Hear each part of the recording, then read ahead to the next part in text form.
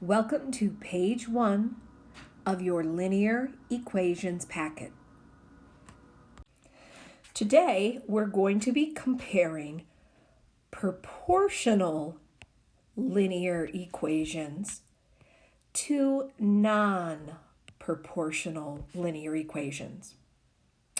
And remember, when we see that word linear, we know that our equation will graph as a line. So in each case, whether it's proportional or not, we know our linear equation will graph as a line. Let's review a few things about the coordinate plane before we jump into the equations. We know that this horizontal axis running side to side is known as our x-axis. Please label yours X. And our vertical axis running up and down, that is our y-axis. Please label your y-axis. And right here where they intersect, that is the origin with the coordinates 0, 0. If we are given a positive x coordinate, we will move to the right on the x-axis. However, if we're given a negative x coordinate, we'll move to the left. And the same is true pretty much with the y-axis. If you're given a positive y coordinate, you will move upward.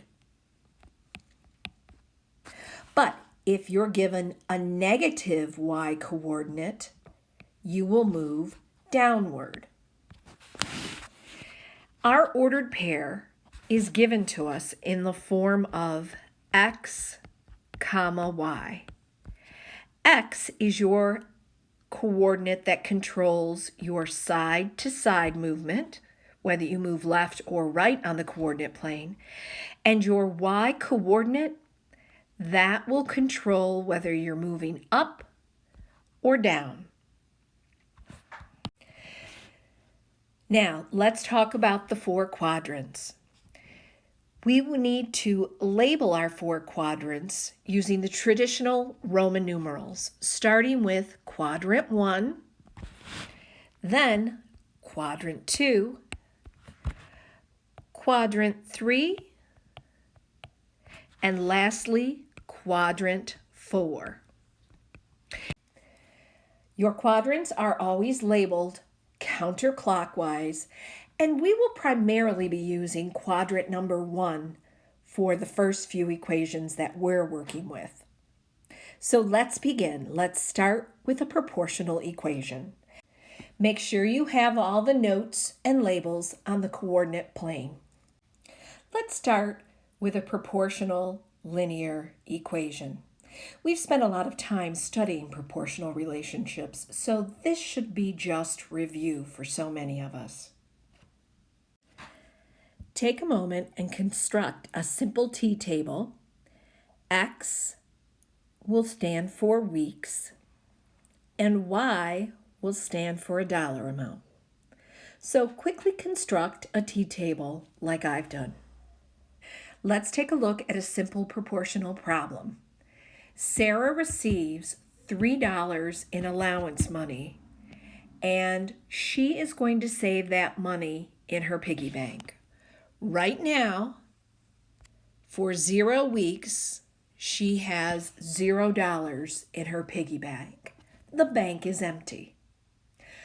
But after the first week of completing her chores, she receives $3 and places that $3 in her piggy bank.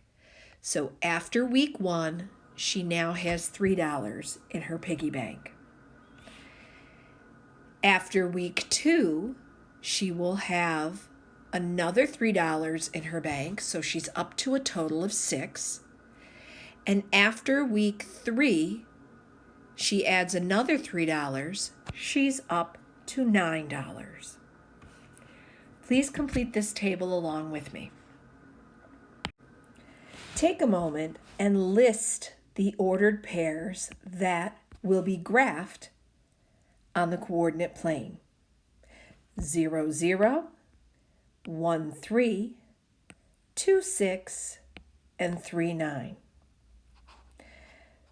Starting at the origin, darken the first point.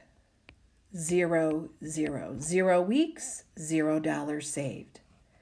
Then go over positive 1, up 3. So after the first week, she has $3 saved.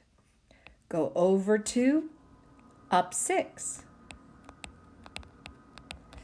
And over 3, up 9.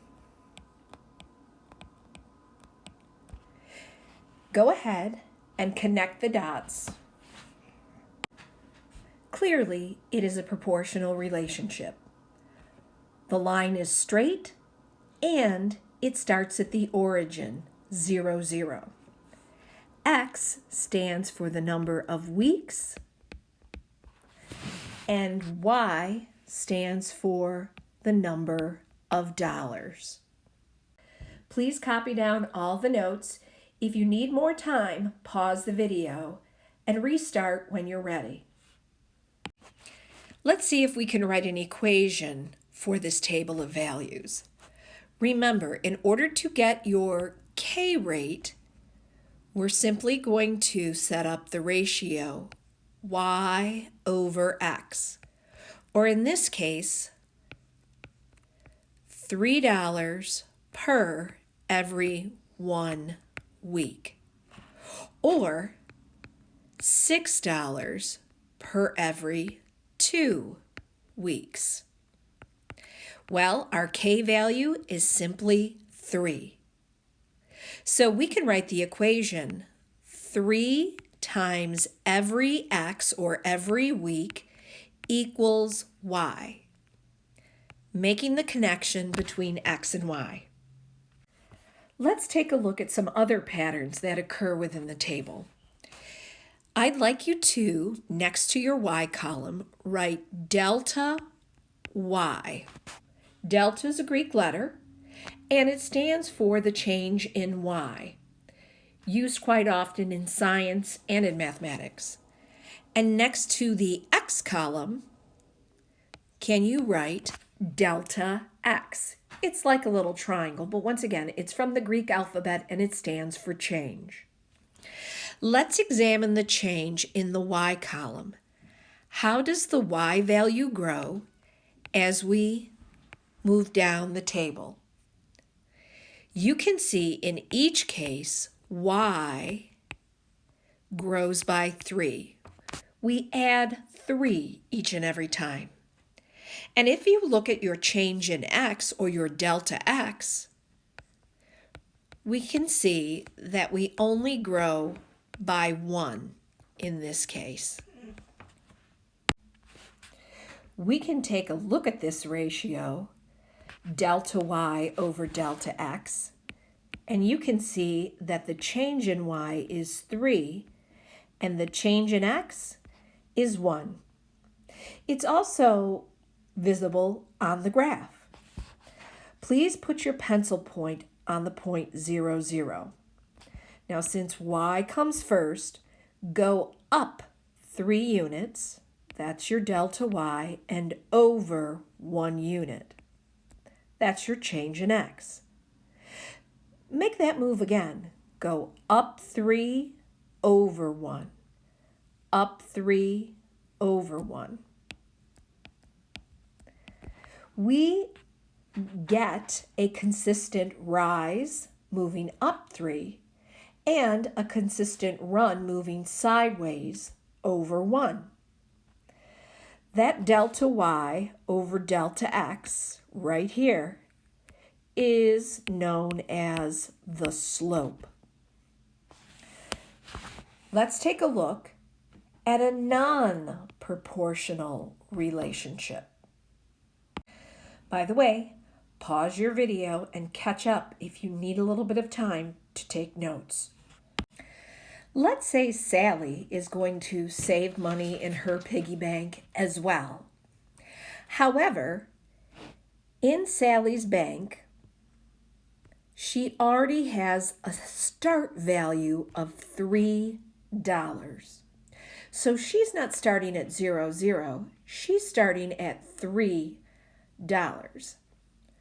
Each week, she's going to get an allowance of only $2, and she's going to add that $2 to the amount that already exists in her piggy bank.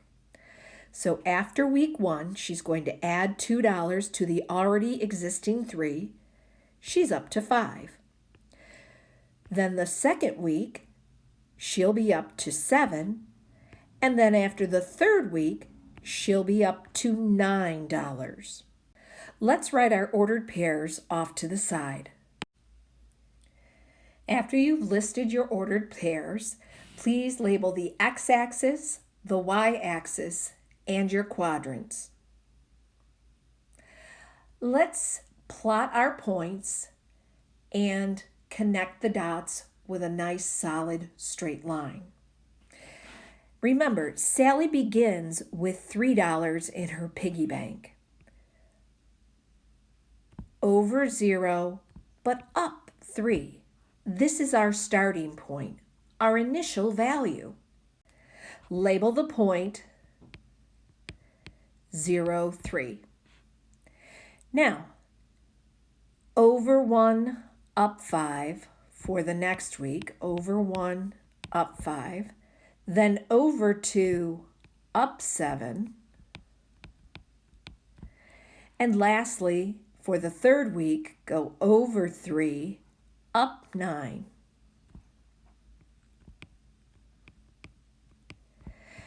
Grab a ruler and connect the dots.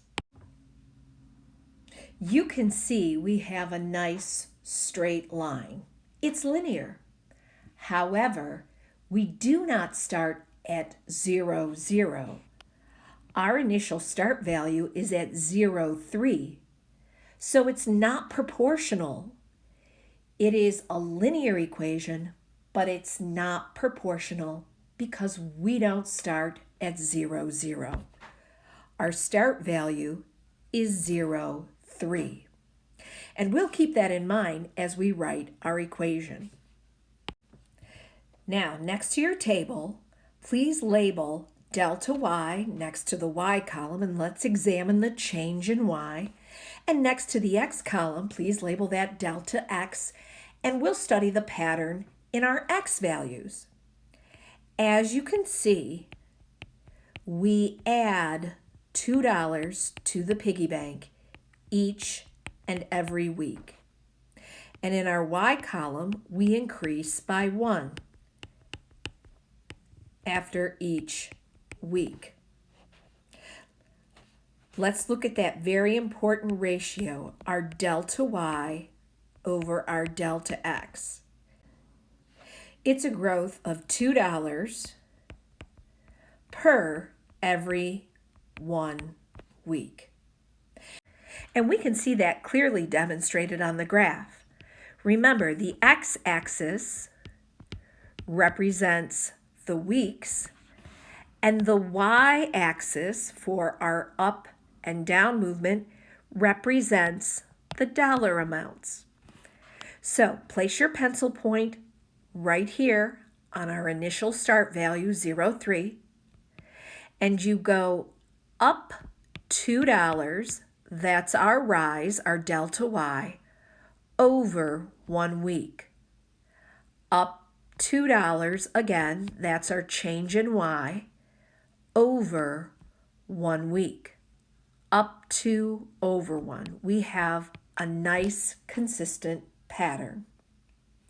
The equation for this would be, since she's saving $2 every week, $2 times x plus $3 to start, we can't forget this initial start value, equals y, which represents the amount of money in the piggy bank.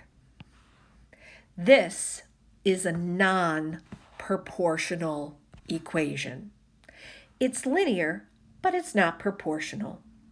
Make sure you have your notes. This concludes the video for page 1.